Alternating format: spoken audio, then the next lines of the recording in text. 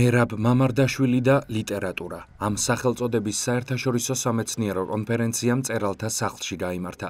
ღონისძიება ქართველი ფილოსოფოსის მერაბ მამარდაშვილის დაბადებიდან 95 წლის თავს მიეძღვნა. კონფერენცია 2 დღის განმავლობაში მიმდინარეობდა. ღონისძიებაში მონაწილეობდნენ როგორც ქართველი, ისე უცხოელი მეცნიერ-მკვლევრები. ორგანიზატორთა განმარტებით კონფერენციის ფარგლებში შექმნილი სამეცნიერო ნამუშევრების საიუბილეო კრებული ახალი წლის დასაწყისში გამოიცემა. 15 სექტემბერი არის დიდი ქართველი ფილოსოფოსის მერაბ მამარდაშვილის დაბადების დღე.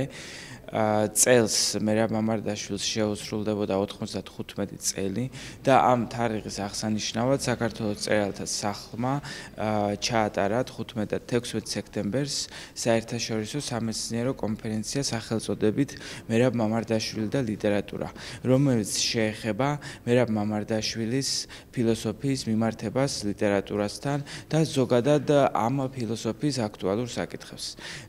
კონფერენციას ჰყავს 23 მკვლევარ მომხსენებელი, მათ შორის 5 უცხოელი მკვლევარი და აღსანიშნავია ის, რომ კონფერენციაში მონაწილეობას იღებს როგორც ასე ვთქვათ პროფესიონალი მკვლევრები, პროფესორები, დოქტორები, დოქტორანტები, ასევე მაგისტრები, მაგისტრანტები და ბაკალავრიატის სტუდენტებიც. და ჩვენი კონფერენციის კონცეფცია იყო ის, რომ მათ უმცროსებს და უფროსებს ერთ ფორმატში ერთად მიიღოთ მონაწილეობა ამ პროცესში და ესწავლათ ერთმანეთისგან. ძალიან მისასალმებელია, რომ მერაბ მამარდაშვილისადმი მიმართება საერთაშორისო სამეცნიერო კონფერენცია, რომელშიც მონაწილეობს რამოდენიმე ქვეყნის წამყვანი სამეცნიერო სპეციალისტი. მათ შორის არის, რა თქმა უნდა, ქართველი მონაწილეებიც, ქართველი მკვლევრებიც, იქნებიან ეს დოქტორანტები, სტუდენტები, პროფესორ-მასწავლებლები თუ ასე შემდეგ. მეც მხვდა პატივი წილად, რომ მე მეღო ამ კონფერენციაში მონაწილეობა და ჩემი ძირითადი ზოგადი თემატიკა არის ესეთი, მოკლედ ვიტყვის სათაურს სამოქალაქო საზოგადოების იდეური რეალობა მამარდაშვილის თვალსაზრისით. დღეს ძალიან მნიშვნელოვანი დღეა, რადგან თანამედროვე ფილოსოფოს მამარდაშვილს ეძღვნება ეს კონფერენცია. თემა არის კონფერენციის მამარდაშვილის ფილოსოფია და ლიტერატურა. და მე მივაქციე ყურადღება, რომ მისი ჩანაწერების გაცნობისას ჩვენ აღმოვაჩენთ, რომ მისი ფილოსოფიის ყველა ასპექტში ლიტერატურა ფიგურირებს და ამიტომაც მე შევარჩიე ჩემი თემა ინდივიდის გზა ფილოსოფიიდან ლიტერატურამდე.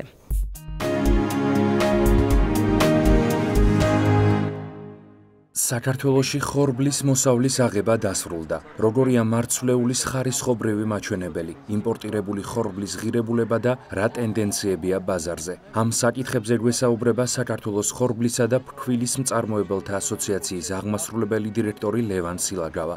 როგორც მან აღნიშნა, პურზე ფასის ზრდა მოსალოდნელი არ არის. მისი თქმით, პურის, ხორბლისა და ფქვილის ფასებზე ახალ წლამდე სტაბილურობა შენარჩუნდება. დაამთავრდა ხორბლის მოსავლის აღება საქართველოში. რეალურად დაანონსებული იყო 200,000 ტონა ხორბალი და დაახლოებით ეს მოსავალი მოვიდა. თუმცა ხარისხობრივი მაჩვენებლების მხრივ თუ ვნახავთ დასაწყისში, ანუ აგვისტოს თვეში ჩვენ პროგნოზი ჰქონდა ფერმერებიდან, რომ ხორბლის ხარისხობრივი მაჩვენებლები იქნებოდა უფრო მაღალი, თუმცა თვითონ კლიმატურმა პირობებმა არ შეუწყო ამას ხელი და ნაწილის მოსავალი გადავიდა სასურსათოდან არასასურსათოში და დაახლოებით პროცენტული შემადგენლობაა სადღაც 30% სასურსათო, დანარჩენი არასასურსათო. თუ ავიღებთ რეალურად, ეს უფრო მრავალწლიან ნორმებთან შედარებით ამოვარდნილია, იმიტომ რომ ზოგადად 50% სასურსათოა და 50% არასასურსათო. და შესაბამისად, ამან გარკვეული დაღი დაასვა ფერმერების მიერ, თქვათ, იგივე ჩაბარების პროცესს წყვილ კომბინატებში, ძირითადი მასა წავიდა უფრო საფურაჟე ხორბლის მეცხოველეობაში, მეფრინველეობაში, სპირტის ქარხნებში და გარკვეულად ტენდენცია წელს იყო იმისი, რომ ფერმერების დიდმა ნაწილმა ხორბალი შეინახა შემდგომი რეალიზაციისთვის, იმიტომ რომ თავისთავად ცხადია, თვითონ მსოფლიო ბაზრის ტენდენციიდან გამომდინარე, ფასი არ იყო მაღალი და ფერმერები ფიქრობენ, რომ დაახლოებით ნოემბერ-დეკემბერში ფასი უფრო მაღალი იქნება და შესაბამისად რეალიზაცია მათთვის უფრო მომგებიანი იქნება. რეალურად სიტუაცია დღეს გვაქვს ასეთი, რომ იმპორტირებული ხორბლის ფასი არის დაახლოებით 1 კილოგრამზე 72 თეთრის ფარგლებში და თვითონ ამ პირობებში ვთავაზობთ ჩვენ ხორბლის ჩაბარებას წისქვილ კომბინატებში ფერმერებს. თუმცა კიდევ ერთხელ განმეორდები, რომ ნაწილს შენახული აქვს და უფრო მომავალი თვეების განმავლობაში ახდენენ რეალიზაციას. ამან უბიძგა წისქვილ კომბინატები, რომ მეტი იმპორტი განეხორციელებია საქართველოში და დღესდღეობით ჩვენ შეგვიძლია ვთქვათ, რომ მარაგების ხრივ საკმაოდ კარგი მდგომარეობაა. ქვილის ფასთან მიმართებაში თუ შევხედავთ იმას, რომ ფასი ხორბალზე არც ისე მაღალი იყო, გამოიწვია ფასების სტაბილურობა, მათ შორის ფქვილზე და პურის ფასთან მიმართებაში თუ შევხედავთ, ფქვილის ფასის სტაბილურობა, იწვევს პურის ფასის სტაბილურობას. უახლოეს პერიოდის განმავლობაში ფასებთან მიმართებაში პურზე ცვლას არ ველოდებით, როგორც პურის წარმოებლები ჩვენი კოლეგები ამბობენ და შესაბამისად დღესდღეობით ეს სიტუაცია გვაქვს. ფიქრობ, რომ ახალ წლამდე დაახლოებით იგივე ტენდენცია შენარჩუნდება, რაც დღეს არის, ანუ სტაბილური იქნება ფასები ხორბალზე, ფქვილზე და შესაბამისად პურზე.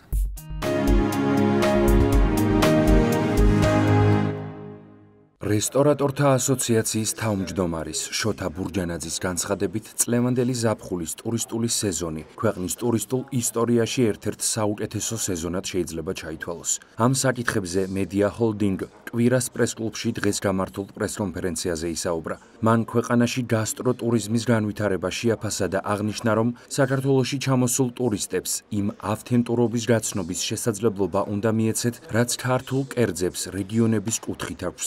შოთა ბურჯანაძემ სექტორში არსებულ პრობლემებზეც ისაუბრა. მისი განმარტებით სფეროში გამოწვევები ბევრია. მათ შორისაა არასტაბილური გარემო და დასაქმებულთა ნაკლებობა. როგორც მან აღნიშნა, საჭიროა სერვისის ხარისხის გაუმჯობესება და სახელმწიფოს მხრიდან მეტი ჩართულობა.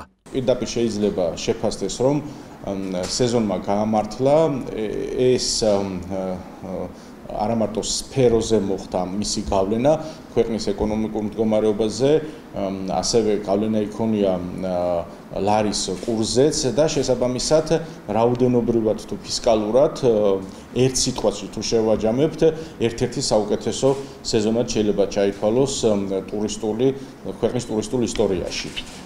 გარკვეულწილად ამაზე იმოქმედა, რა თქმა უნდა, გაწეულმა სამუშაოებმა, რაც ტურიზმის მოზიდვის აუცილებლობა არის და ინტერესი, რომელიც არსებობდა და არსებობს ჩვენი ქვეყნის მიმართ. აქ თუ გავაკეთებთ შეფასებას რეგიონის კუთხით და თბილისის კუთხით, ორივე შემთხვევაში შეიძლება ითქვას, რომ წარმატებული სეზონი არის. ტურისტულ ქვეყნებში ყოველთვის არსებობს შეიძლება ითქვას მით უმეტეს ტურისტულ ადგილებში პრობლემატური კულტურული მიწოდება გასტრონომიის და ეს ჩვენ ქვეყანას არ უნდა დაემართოს, იმიტომ რომ ამ სფეროს ძირითად მიმართულებას ერთ-ერთ ძირითად გასტრონომია წარმოადგენს და სწორი განვითარებაში იგულისხმება ის, რომ ნელ-ნელა ვითარდება, მაგრამ უფრო სწრაფად უნდა განვითარდეს რეგიონებში გასტრონომიული როგორც პირობითად ჩვენ ხშირად გვინახავს ღვინის გზა, ყველის გზა და ასე შემდეგ, ზუსტად ესე უნდა განვითარდეს გასტრონომიული მიმართულებები. ჩვენ კადრები გვაკლია და ეს ძალიან მტკივნეული არის. შემდეგ შეიძლება ითქვას, რომ სერვისის ხარისხი, რომელიც სასურველი იქნებოდა დღეს ეს სერვისი სამწუხაროდ ამ სერვისს ვერ აწვდის ჩვენი სფერო ჩამოსულ და ადგილობრივ მომხმარებელს და შესაბამისად ამის გამოსწორების აუცილებლობა არსებობს და სახელმწიფოს მხრიდან აუცილებელი არის კიდევ უფრო მეტი ჩართულობა